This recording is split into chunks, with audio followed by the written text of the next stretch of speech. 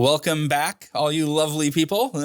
Hope you had a nice little break. So now that we have a sense about what ethics is, let's talk about what makes ethics different from other fields of study. To do this, I'd like to start with The Rock. No, I don't mean the movie The Rock, Sean Connery. It's a good movie, Sean Connery and all that, losers whine about their best. Losers always whine about their best.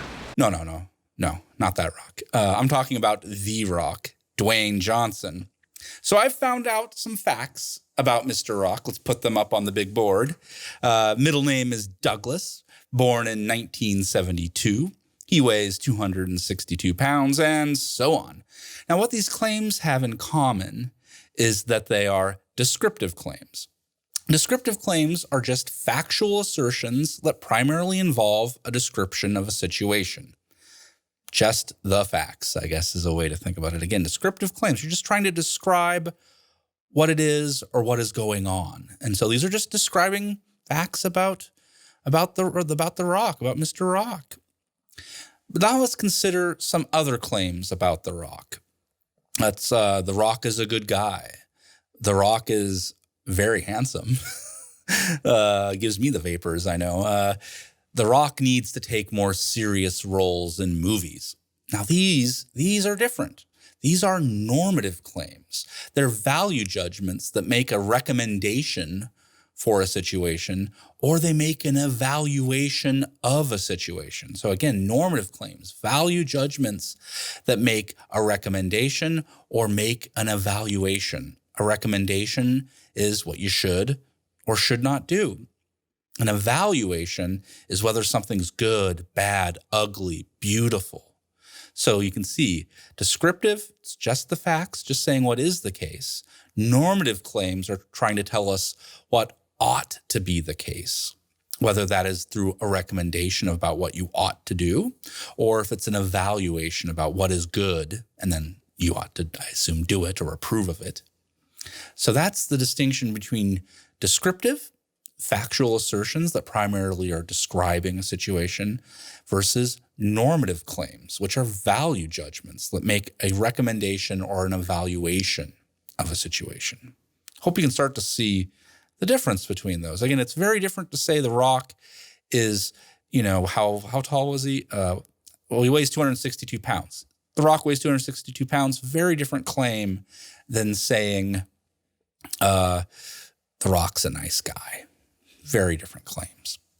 And we can start to see this when we look at different areas of study. So for instance, fields like anthropology and history, they are descriptive, or primarily descriptive. They're trying to describe what happened in the past. Not easy, but that's what they're trying to do.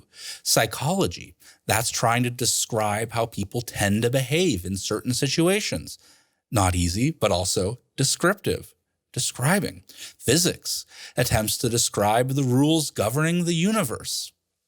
That's descriptive. Again, not easy, but that is descriptive. And I should be clear, all these fields, they are wonderful fields. We do not wish them ill, but it is worth pointing out they are primarily descriptive, trying to describe what is going on. What's going on? What's going on? No? Okay. But there are other areas of study that are normative, and ethics, as you might guess, is one of them, because ethics is what ought I to do. It's trying to prescribe what it is we should do, or ethics is evaluating what is right, what is wrong, what is good, what is bad. Now, of course, there are other normative fields as well. It's not just ethics. There's law, there's religion. These are also just trying to tell us what we should do and what might be good or bad. Religion, no small thing, right? And in future modules, we'll actually see how ethics is maybe distinguished from the law and religion. Indeed, the next module is on about the ethics and the law. So, but these are all, what they have in common, though, is they're all normative. So in recap, ethics is an inheritive normative area of study, and it's not merely descriptive. Now, descriptions may very well play a very important role in ethics. I don't say we neglect it. Indeed, I think a person who wants to study ethics has to know psychology, has to know history. It's what a good liberal arts education is all about. But at the end of the day, when I'm doing ethics, I am not doing psychology. I am not doing history. I might be using things from those domains, but what I'm doing is saying what ought to be the case, not what happened, but what should happen. Now, going back to the rock, we might think, okay, we have some descriptive claims about him, but we also have some normative claims about him. Well, how do we justify these different types of claims? So, for instance, just to illustrate, if someone says the rock was really born in 1971, but I think it's 1972, how do we determine whether that's right or not? Who's right, who's wrong in all this? We both can't be right. No one can be born in 2 different years, I assume. Well, with descriptive claims, we have methods to figure this out. Perhaps a birth certificate. That's the study of history and the rock. What's his birth certificate say? That settles it. If we disagree about the rock's height, well, we pull out a ruler and we measure him. Well, we hope he doesn't mind. And if we disagree about his weight, similarly, we drag the poor guy onto a scale and see what the scale says. And so on for descriptive claims. And all these descriptive claims and in descriptive fields, there are established methods and procedures that we recognize as telling us or helping us determine what's right and what's wrong. But how do we settle normative claims about the rock? If I say he's a good guy, if I say the rock's a good guy and you say he's a jerk, how do we resolve that? Is there a ruler we can pull out that measures, oh, he's a good guy? He's so handsome. No, we don't have anything like this. So how do we resolve it? Is it a fight? Is it Oxford rules? Making the camera go crazy? We can check my frame rate.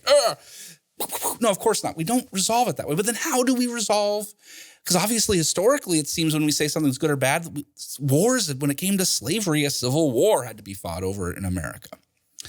So descriptive fields, descriptive claims, often as a virtue of, I guess, them being about facts, as it were, there are established methods for resolving disagreements. But in normative claims, what is good, bad, ugly, beautiful? How do we solve those disagreements? Well, that's the topic for the next video. I just wanted to get the normative descriptive claims out there. I think that's been done. So again, take a quick break, stretch your legs, and come back, and we'll finish this module up. See you in a moment.